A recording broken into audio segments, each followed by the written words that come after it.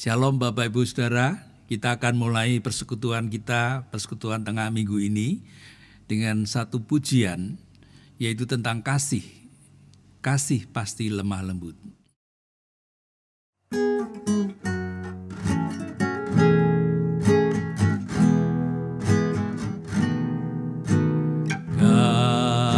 Kasih pasti lemah lembut, kasih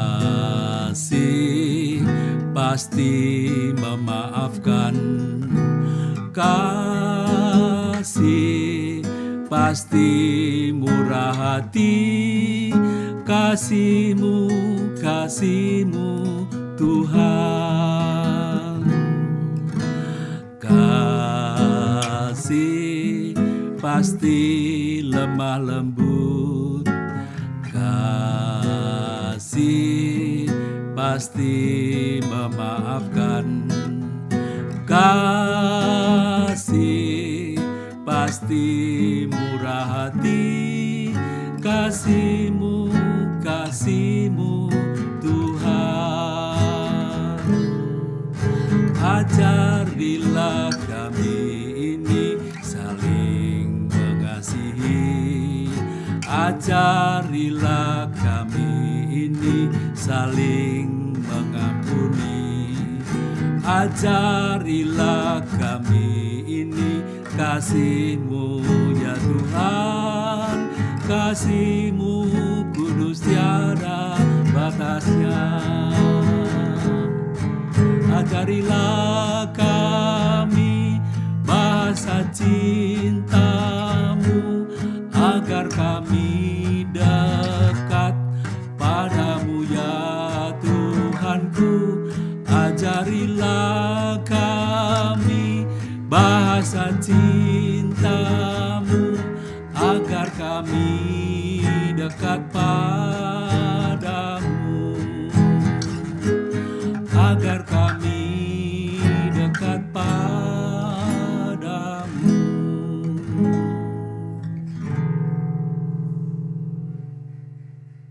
Mari kita berdoa. Tuhan, kami bersyukur kesempatan yang Tuhan anugerahkan, biarlah menjadi kesempatan yang bermanfaat bagi kami ketika kami boleh duduk diam dan membaca, merenungkan firman-Mu yang boleh membentuk hati pikiran kami oleh kuasa Roh Kudus yang bekerja. Biarlah hidup kami makin diperbarui dan disempurnakan oleh Tuhan. Dalam nama Tuhan Yesus, amin.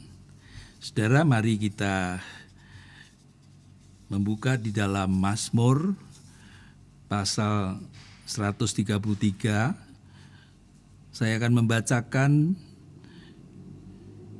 Mazmur 133 ayat 1 sampai dengan ayat 3. Dari Lembaga Alkitab Indonesia memberikan judul Persaudaraan yang Rukun. Nyanyian Siarah Daud. Sungguh alangkah baiknya dan indahnya apabila saudara-saudara diam bersama dengan rukun, seperti minyak yang baik di atas kepala meleleh ke janggut, yang meleleh ke janggut Harun dan ke leher jubahnya, seperti embun gunung Hermon yang turun ke atas gunung-gunung Sion, sebab kesanalah Tuhan memerintahkan berkat kehidupan untuk selama-lamanya. Saudara, kita diajak merenungkan sebuah tema, yaitu tetap rukun di masa pandemik. Saudara, memang harus diakui bahwa masa pandemik ini memang telah membuat kehidupan ini makin tidak mudah. Banyak orang yang merasa resah bahkan ketakutan, bukan hanya karena menyebarnya wabah penyakit virus corona atau COVID-19 itu. Dan banyak orang yang terinfeksi, terpapar, sakit, bahkan banyak korban yang telah meninggal dunia. Tapi juga pada masa pandemi ini telah terjadi banyak perubahan dalam berbagai hal yang menyebabkan ketimpangan dalam kehidupan, baik di bidang sosial, ekonomi, perdagangan, pendidikan, dan sebagainya. Banyak usaha pekerjaan yang gulung tikar. Banyak orang yang terkena PHK karena perusahaan di mana dia bekerja tutup. Anak-anak sekolah, juga para pelajar, mahasiswa, semua kegiatan dilakukan secara online. Muncul berbagai peraturan, antara lain PSBB, pembatasan sosial berskala besar, ada social distancing, physical distancing, orang harus pakai masker dan sebagainya, sehingga juga telah muncul istilah baru, stay at home, work from home, worship from home, dan sebagainya. Gedung gereja tutup, sehingga pada masa pandemi seperti sekarang ini, ketegangan itu makin banyak terjadi di dalam kehidupan, terutama di dalam kehidupan keluarga juga bergereja. Ketegangan dalam hal berelasi satu dengan yang lain.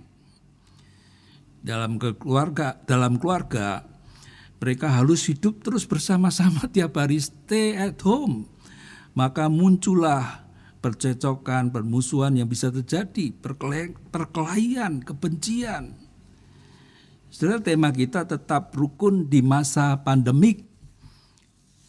Dan berdasarkan Mazmur 133 ini, kita melihat di sini ketika menuliskan Mazmur 133 ini, Daud mengungkapkan situasi keluarga dan bangsa yang sedang menghadapi ancaman perpecahan. Kerajaan aja terancam pecah, sementara itu di lingkungan keluarganya sendiri mulai timbul benih-benih permusuhan. Sebab itu pemazmur Daud sangat merindukan agar setiap masyarakat, anggota keluarga dapat memahami dampak yang besar jika mereka dapat hidup dengan rukun itu. Oleh karena itu dikatakan sungguh alangkah baiknya dan indahnya apabila saudara-saudara diam bersama dengan rukun. Seperti gunung Hermon yang turun ke atas gunung-gunung Sion.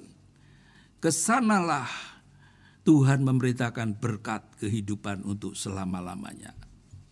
Saudara, hidup dengan rukun ini tentu juga merupakan dambaan, harapan, impian bagi setiap kita, setiap orang, setiap keluarga. Hidup rukun dalam keluarga itu adalah sebagai dasar kerukunan bagi kehidupan dalam kelompok yang lebih luas, komunitas yang lebih luas, termasuk gereja. Hidup rukun itu harus dimulai dari keluarga. Dan Tuhan senang dengan kerukunan. Tuhan menghendaki agar kita hidup dalam kerukunan. Oleh pemazmur Daud, hidup rukun itu digambarkan seperti embun gunung Hermon yang turun ke atas gunung-gunung Sion. Juga digambarkan seperti minyak yang baik di atas kepala meleleh ke janggut, yang meleleh ke janggut Harun dan ke leher jubahnya. Saudara, gambaran seperti embun juga seperti minyak ini sebenarnya mengungkapkan tentang keluarga yang hidup dalam kerukunan. Itu keluarga yang punya dampak, punya pengaruh yang positif. Sehingga pemazmur menyatakan sungguh alangkah baiknya dan indahnya apabila saudara-saudara diam bersama dengan rukun. How good and pleasant, nyaman, menyenangkan. It is when God's people, orang kepunyaan Allah itu live together in unity. Diam bersama dalam kesatuan. Betapa baiknya, menyenangkannya apabila God's people, ini orang kepunyaan Allah itu hidup bersama dalam kesatuan itu. Saudara, keluarga yang hidup rukun itu menjadi tempat yang nyaman, yang menyenangkan. Menjadi tempat di mana anggota keluarga, suami, istri, anak, dan semua orang yang tinggal bersama dalam keluarga itu menjadi kerasan begitu ya. Betah, to feel at home. Kenapa? Karena suasananya nyaman.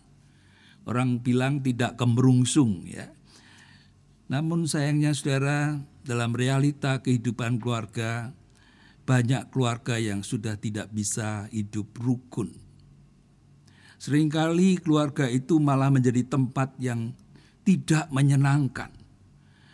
Membuat anggota keluarga tidak lagi kerasan, tidak betah tinggal di rumah dalam keluarga itu. Apalagi pada masa pandemi ini yang harus stay at home, work from home dan sebagainya. Semakin kumpul terus semakin ruwet ya. Bahkan yang lebih menyedihkan, ada keluarga yang sudah pecah karena sudah tidak mau lagi hidup rukun. Anggota keluarganya ada yang sampai meninggalkan rumah. Sudah enggak kerasan lagi tinggal di dalam rumahnya itu. Atau ada yang masih tinggal satu rumah tapi sudah seperti orang yang tidak kenal begitu. Ya, mereka sudah tidak mau lagi saling bertegur sapa, menyapa, berbicara. Mereka kumpul satu rumah tetapi hidup dalam kebisuan. Suami istri sudah tidak saling bicara satu dengan yang lain. Mereka sudah tidak mau lagi saling melihat, memandang. Mereka sudah tidak mau lagi saling bersentuhan.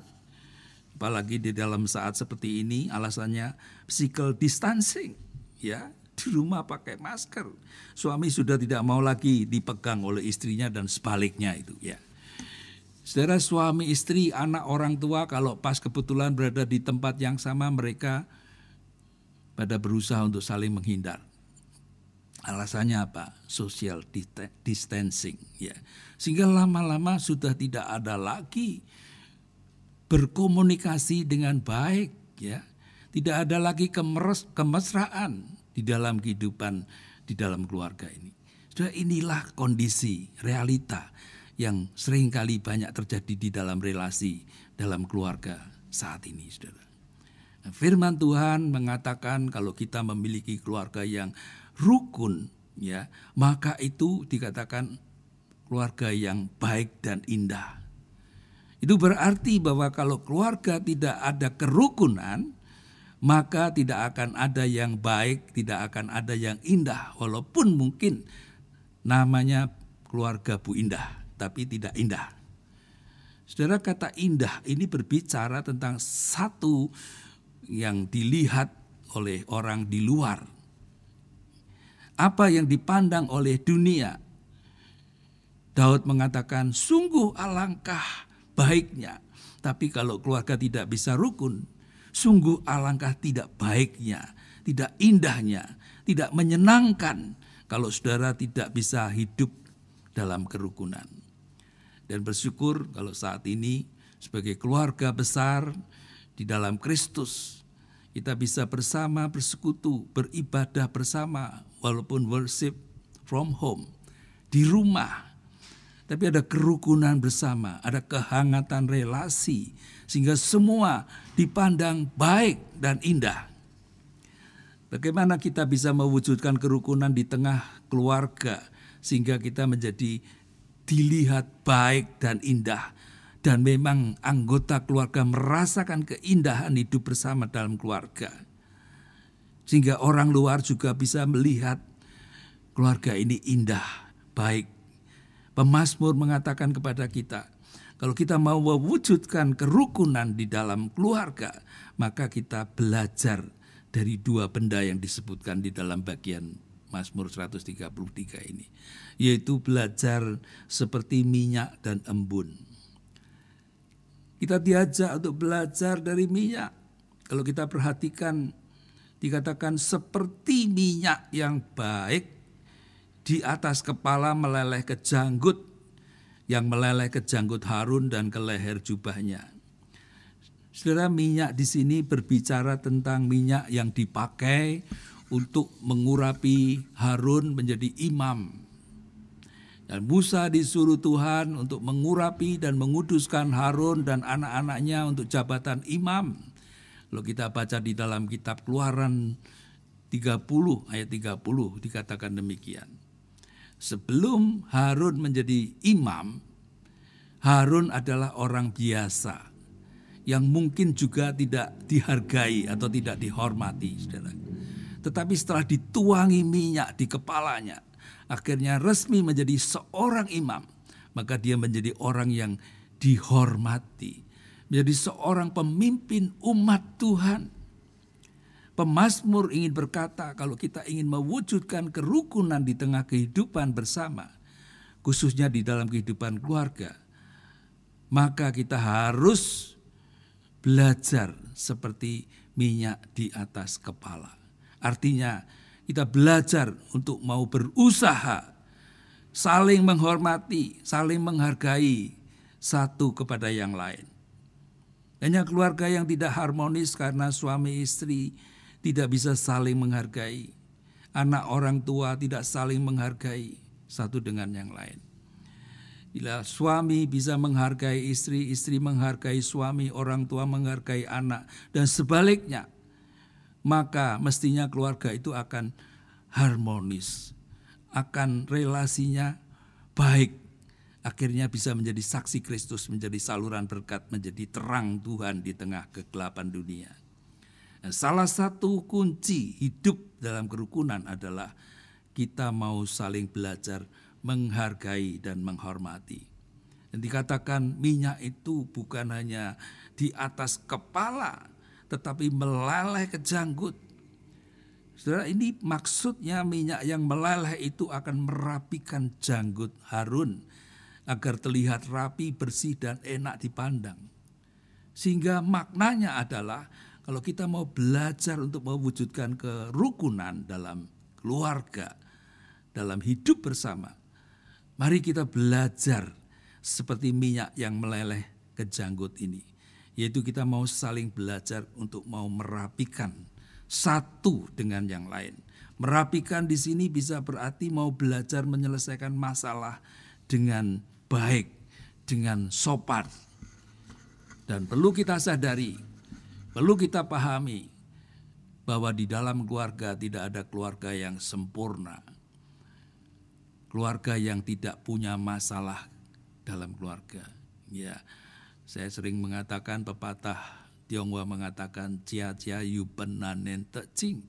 Artinya setiap rumah tangga keluarga itu ada masalahnya sendiri-sendiri yang harus dijalani bersama. Selama kita masih hidup di dalam dunia, maka masalah akan tetap ada. Karena itu betapa pentingnya bagaimana cara kita mengatasi masalah itu. Kita harus belajar merapikan masalah dengan semangat kasih Tuhan. Kasih Tuhan itu haruslah menjadi dasar bagi kita di dalam kita merapikan, mengatasi, menyelesaikan masalah kita. Sehingga masalah kecil dalam keluarga tidaklah makin dibesarkan, tapi cepat diselesaikan dengan hikmat dan kasih Tuhan. Seperti nasihat di dalam surat 1 Petrus 4 ayat 7 dan 8. Dikatakan kesudahan segala sesuatu sudah dekat. Karena itu kuasailah dirimu, jadilah tenang supaya kamu dapat berdoa. Tetapi terutama kasihilah sungguh-sungguh seorang akan yang lain, sebab kasih menutupi banyak sekali dosa. Sudah seringkali banyak keluarga yang ketika terjadi masalah, mereka tidak bisa menahan diri, lalu mulai menjelek-jelekan pasangannya lah, anggota keluarganya lah, di depan orang lain malah.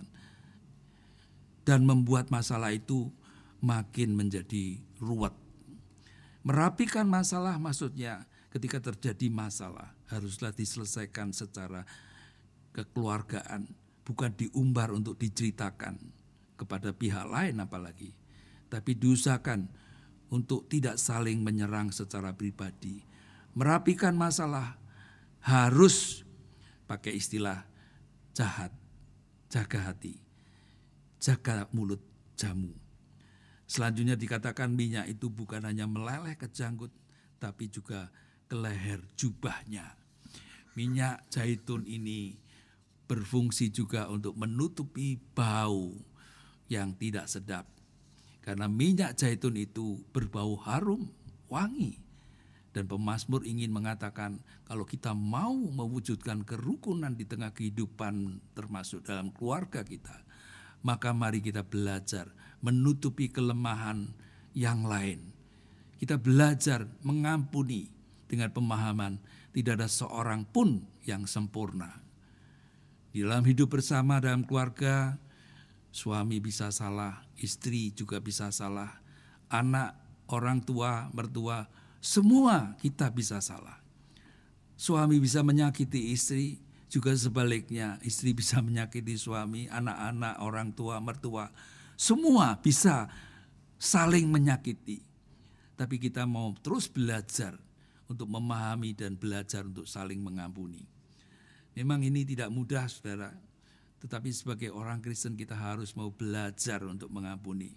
Tanpa adanya pengampunan, maka jangan harap akan ada kerukunan di dalam rumah tangga kita atau keluarga kita. Paulus memberikan nasihat Efesus 4 ayat 31 dan 32. Segala kepahitan, kegeraman, kemarahan, pertikaian dan fitnah hendaklah dibuang dari antara kamu. Demikian pula segala kejahatan. Tetapi hendaklah kamu ramah seorang terhadap yang lain. Penuh kasih mesra, saling mengampuni. Sebagaimana Allah di dalam Kristus telah mengampuni kamu. Kristus memberikan teladan bagi tiap keluarga kita. Saling mengampuni sebagaimana Allah di dalam Kristus telah mengampuni kamu. Ingatlah doa Bapak kami yang seringkali tiap minggu dalam kebaktian kita ungkapkan bersama. Antara mengatakan ampunilah kami akan kesalahan kami, seperti kami juga mengampuni orang yang bersalah kepada kami. Kita juga diajak untuk belajar seperti embun. Ayat 3 dikatakan seperti embun gunung Hermon yang turun ke atas gunung Sion. Sebab kesanalah Tuhan memerintahkan berkat kehidupan untuk selama-lamanya. Saudara, embun itu berfungsi untuk menyegarkan. Ketika tanaman satu hari tanaman itu terkena matahari, tanaman itu akan kering. Kemudian di pagi hari bisa kelihatan segar kembali. Kenapa? Karena ada embun yang menyegarkan. Dan pemazmur ingin berkata kepada kita, kalau kita ingin mewujudkan kerukunan dalam rumah tangga atau keluarga kita, mari kita belajar seperti embun, saling menyegarkan satu dengan yang lain, saling menguatkan, saling mendukung, sehingga terwujudlah kerukunan yang enak dilihat. Ya, banyak keluarga yang pecah. Kenapa, saudara? Karena masing-masing anggota tidak mau berfungsi sebagai embun, tidak saling mendukung, menguatkan, menyegarkan. Kita sangat memerlukan kebersamaan hati yang mau seperti embun, saling mendukung, saling menguatkan, saling menyegarkan satu dengan yang lain. Hidup dalam kebersamaan, kerukunan, unity adalah sebuah kekuatan dalam kita menghadapi, menjalani tantangan kehidupan. Ada pepatah mengatakan bersatu kita teguh, bercerai kita tahu sendiri ya. Ilustrasinya seperti sapu lidi, kalau hanya satu batang mudah sekali dipatahkan. Tapi kalau sudah menjadi satu ikatan yang besar, sapu itu menjadi sebuah kekuatan yang berguna untuk membersihkan kotoran. Ya. Dan berlaku seperti embun, bukan hanya berhenti sampai di dalam keluarga kita sendiri, tapi terus berlanjut dalam kehidupan keluarga, bergereja, dalam kehidupan kita di dalam masyarakat itu. Embun yang turun dari Hermon sampai Gunung Sion, ini juga sebenarnya gambaran keajaiban berkat Tuhan. Mengingat kedua gunung ini terpisah jauh secara geografis. Gunung Hermon itu di Israel Utara, gunung yang tertinggi di Palestina. Dari gunung inilah sumber air bagi danau Galilea.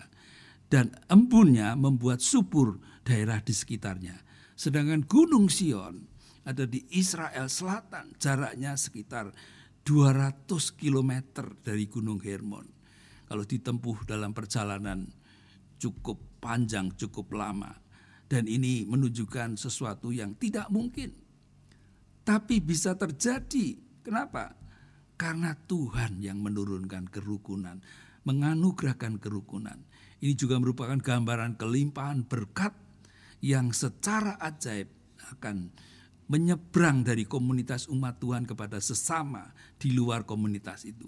Bila kita termasuk di dalam komunitas persaudaraan di dalam kasih, pastilah Tuhan akan mengalirkan juga melalui kita berkat Tuhan kepada sesama yang lain.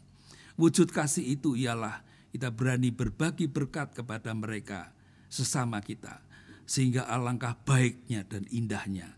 Maka Tuhan sumber segala berkat akan memerintahkan berkatnya yang berlimpah.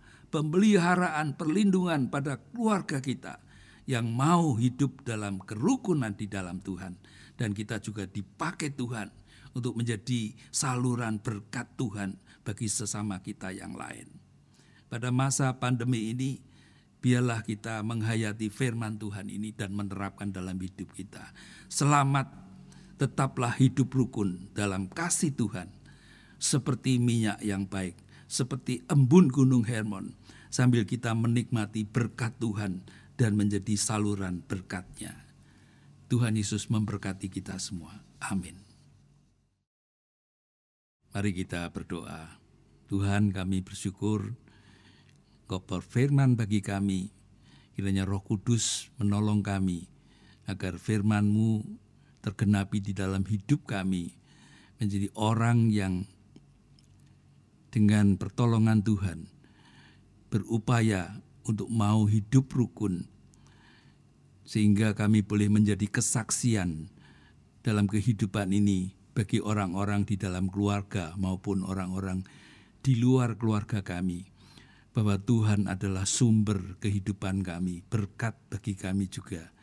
Dan tolonglah kami Tuhan, biarlah hidup kami terus didasari oleh kasih Tuhan yang terus mengobarkan hidup kami untuk menyatakan kasih Tuhan kepada kehidupan di sekitar kami juga.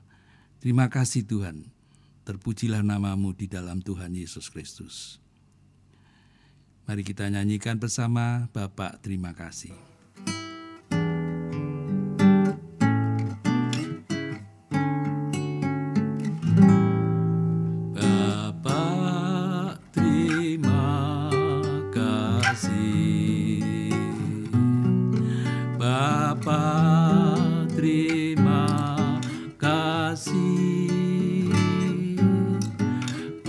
Bapa